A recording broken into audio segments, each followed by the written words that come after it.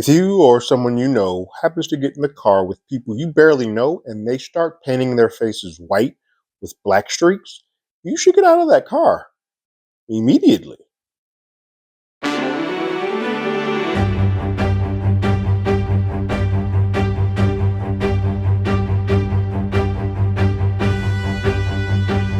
Hello, everyone. Terrence here with Hollywood Already Did It.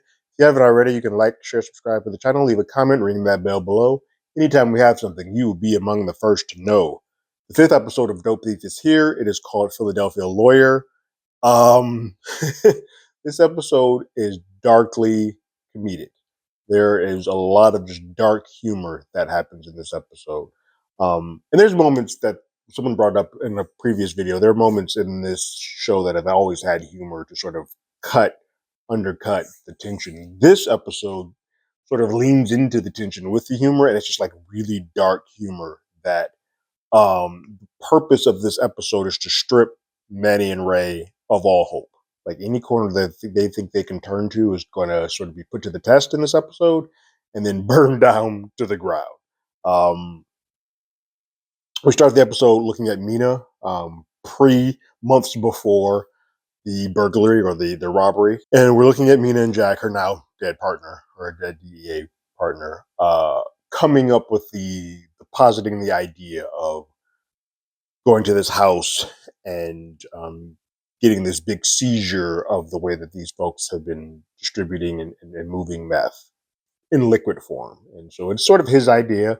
She sort of goes along with it. She's hesitant at first, but like, hey, this could be sort of our big score to get things on the up and up. Now it's clear that they already have some dealings. The way that she looks and just the way that she is, you can tell that she has some dealings with drugs and everything too. So this wouldn't be a hard thing for her to sell. So her going undercover, her doing all of this,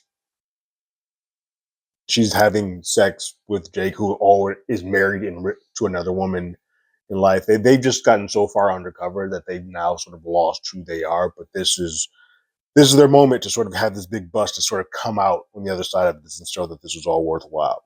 There's a cool little parallel sequence that happens at the very end of her flashback where she sees a girl who is using one of those old voice things where you push a button like the letter and it reads back to you. It's very broken and not quite coherent. We see that then 3 weeks after the robbery where she's trying to sort of get her voice back and be able to talk with a voice box. And it's very, very similar, oddly humorously similar. In the way that they sound. We then spend most of the rest of this episode with Ray. And Ray is having, while these things are happening, it stops partway through the episode, but there's a lot of flashbacks that are happening. You can tell that there's a bit of paranoia that has settled in with Ray. And so he's having flashbacks of being shot, shooting Mina, things blowing up. He's just in a bad way and never knows who's watching him or who's watching what he has or who's watching Manny and Teresa. He's trying to protect people while keeping his sanity, and he's doing a pretty piss poor job of it. But Ray comes home to Teresa, where they've sort of reestablished a new home in a hotel for their stash spot, while he is bringing home food to her and also showing that he has their home, their true home, under surveillance. So he has cameras placed all around the home. He has cameras on the neighbors' homes. Like we're watching everything.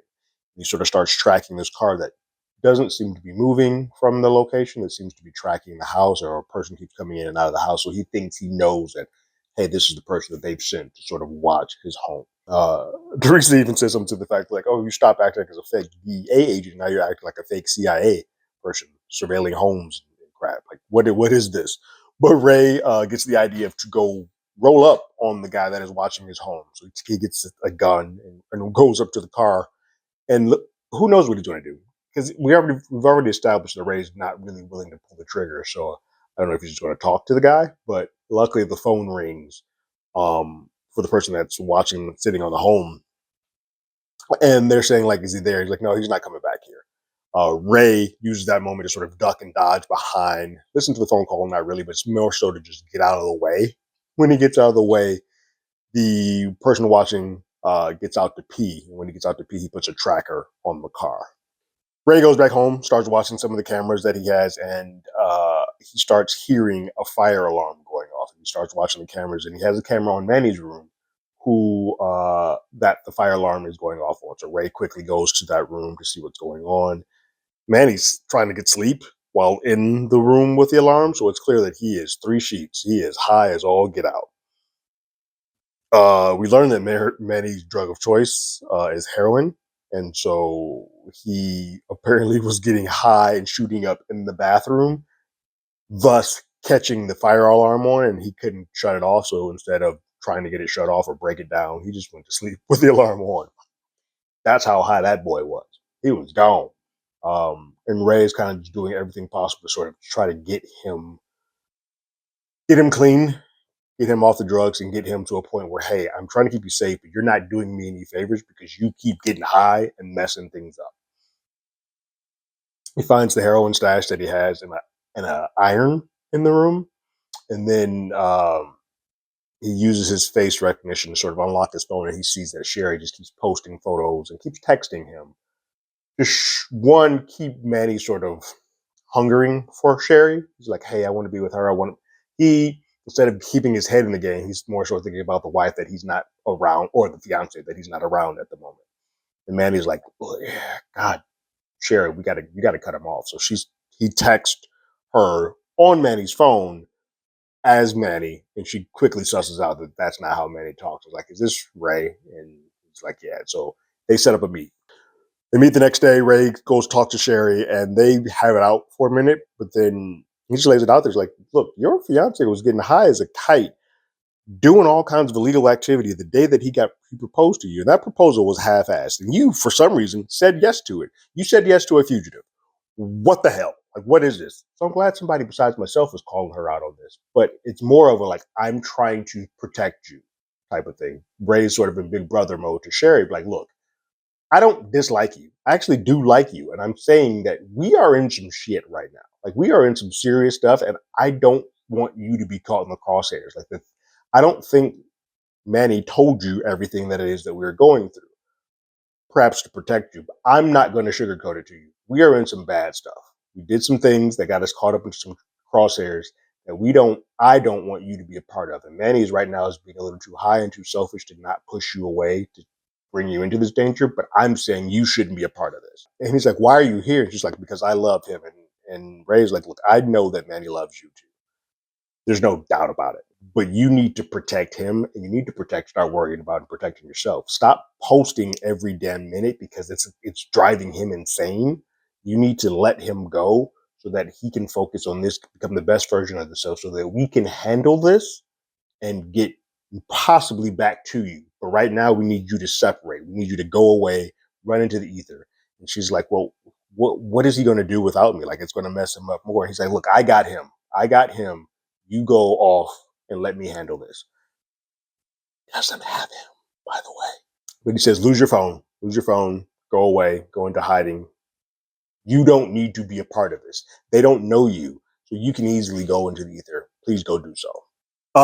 Mina goes in front of a board to sort of discuss the case and why she was there with Jack and what the plan was, and how she still wants to stay on this case. She's like, look, I know what happened. I know that both Jack and myself were not the cleanest in this, but I want to continue on with this case. Back at her trailer home, it looks like she's cooking up meth on Breaking Bad, but she's got a home that Mark goes to go visit. Mark, the head of the lead of the DEA, and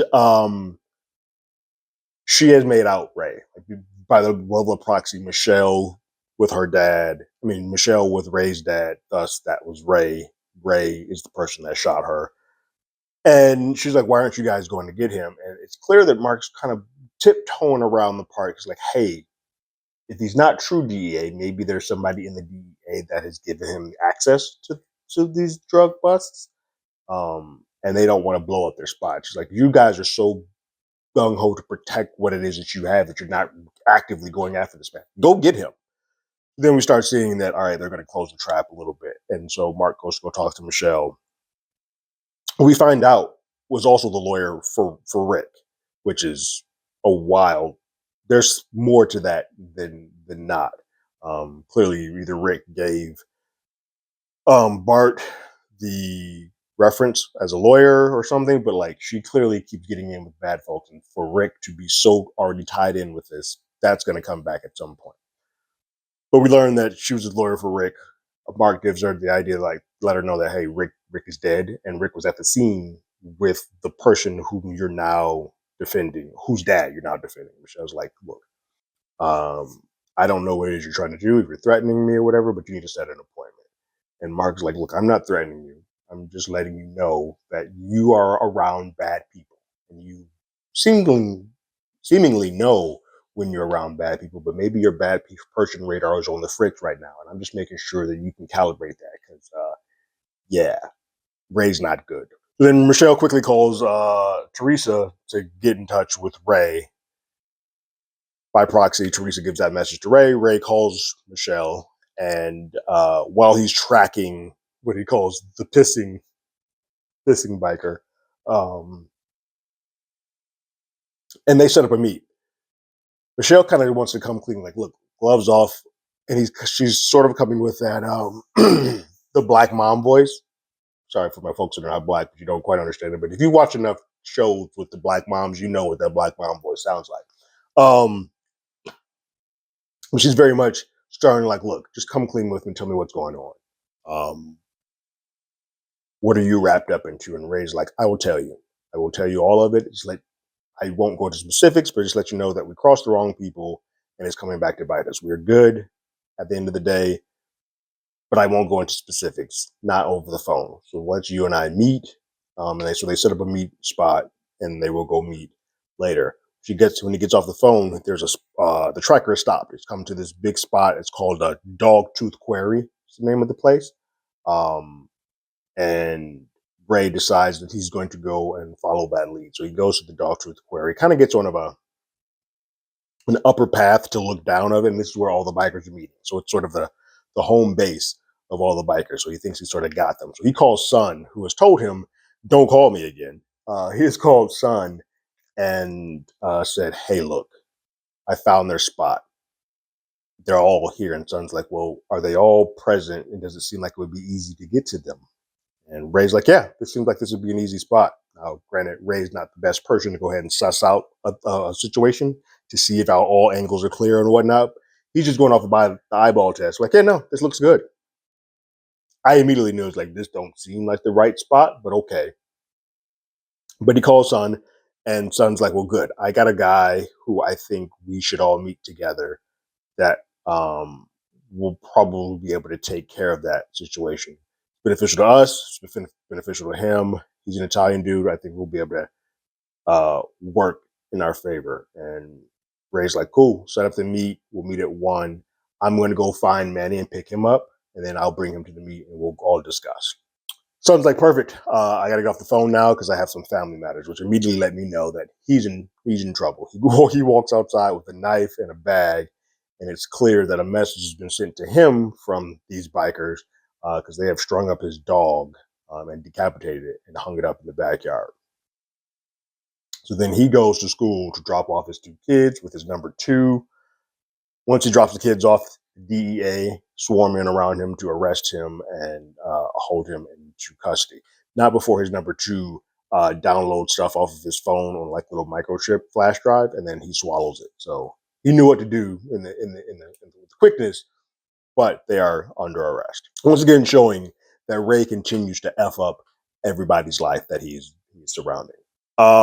Ray goes to go get Manny. Manny's at a church, sort of confessing his sins and trying to cleanse himself of his sins so that he can go get married to Sherry.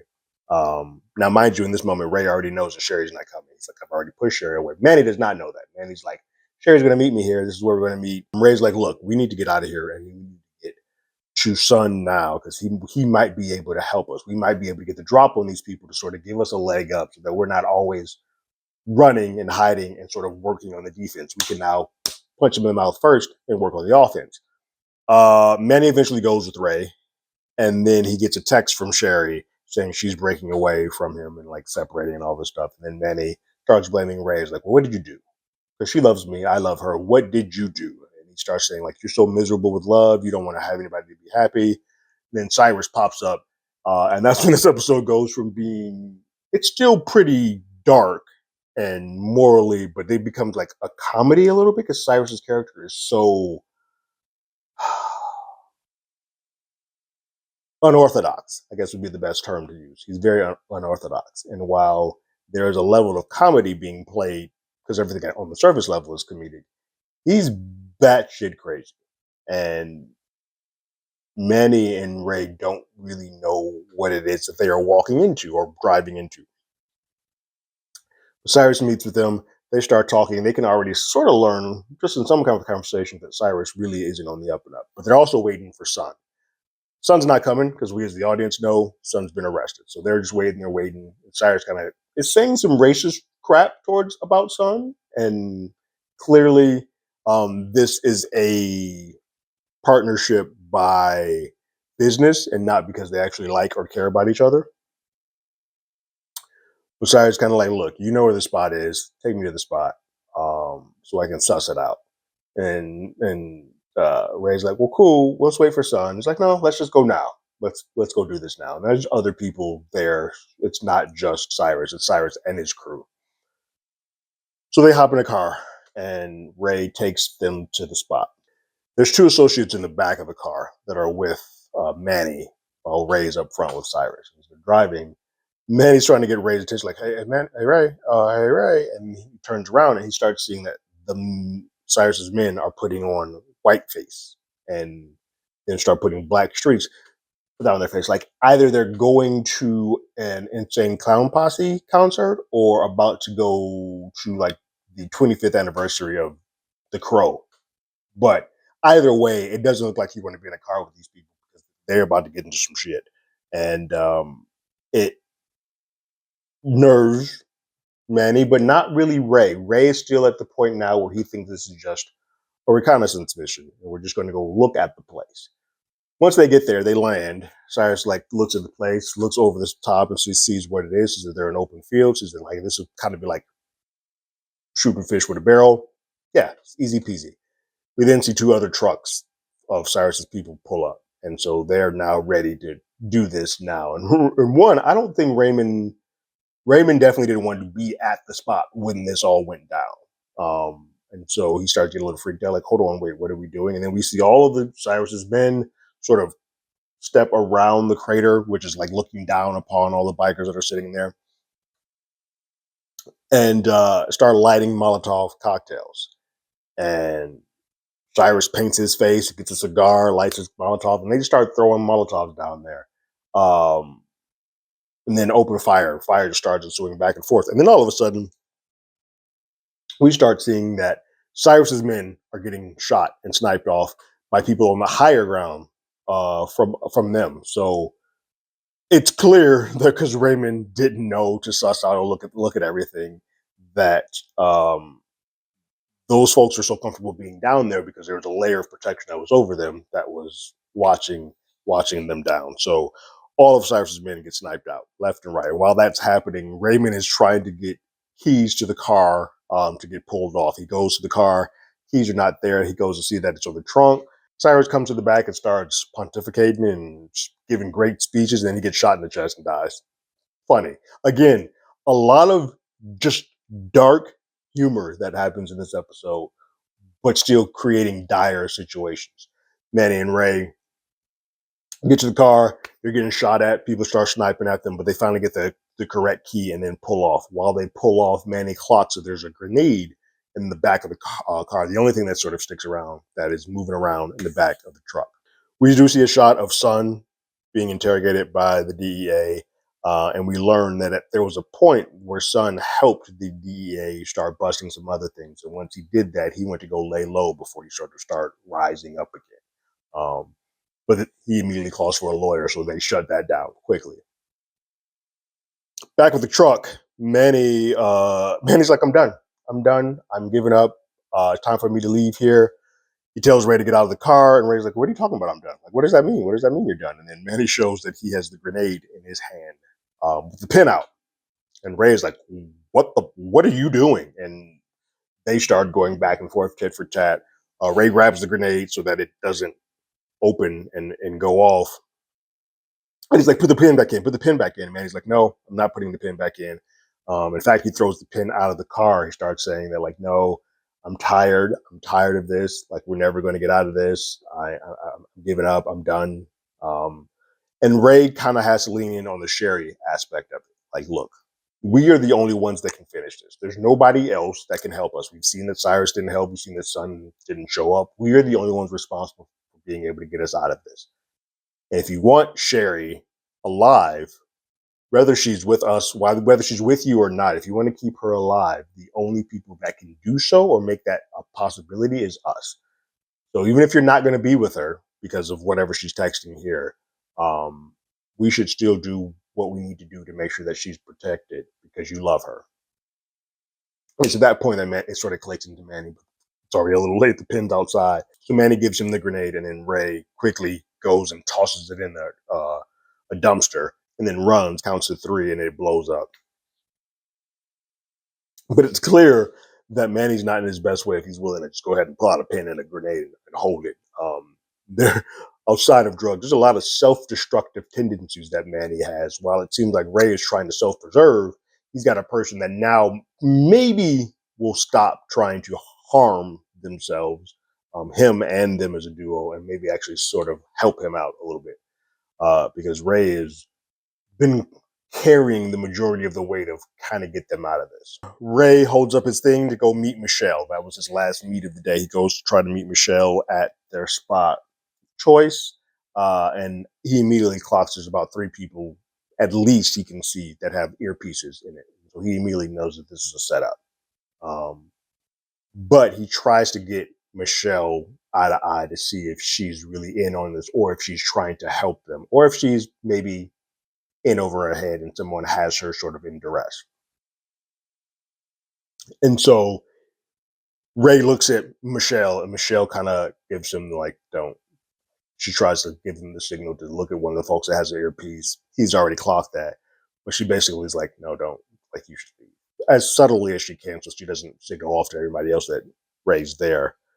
And then Ray takes off. I think that was Ray's way of seeing, like, how much is Michelle in trouble, or is Michelle diming me out? And it seemed like more so, well, she may be in on this, and she may be a part of the setup. She obviously doesn't want him to be in trouble, so she kind of gave him the, nah, you need to get out of here.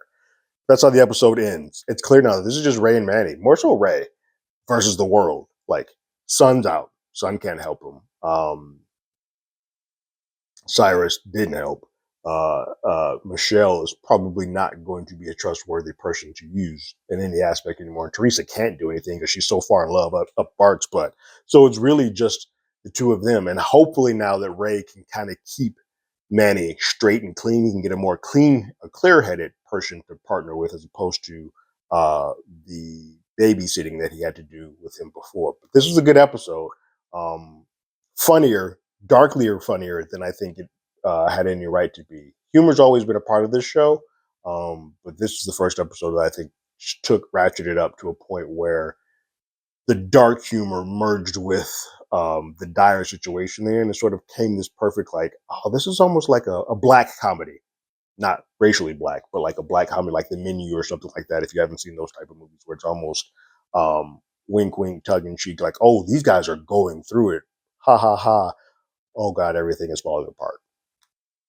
What did you guys think about this episode of Dope Thief called Philadelphia's Lawyer? Leave your thoughts and comments in the comments below. If you haven't already, you can follow us on X at HollywoodADI. You can hit us up on email at HollywoodAlreadyDidIt@gmail.com. We also have a podcast by the same name. That's on Apple Podcasts, Spotify, anywhere that plays podcasts. We're there. Like always, I got my ticket. You got yours.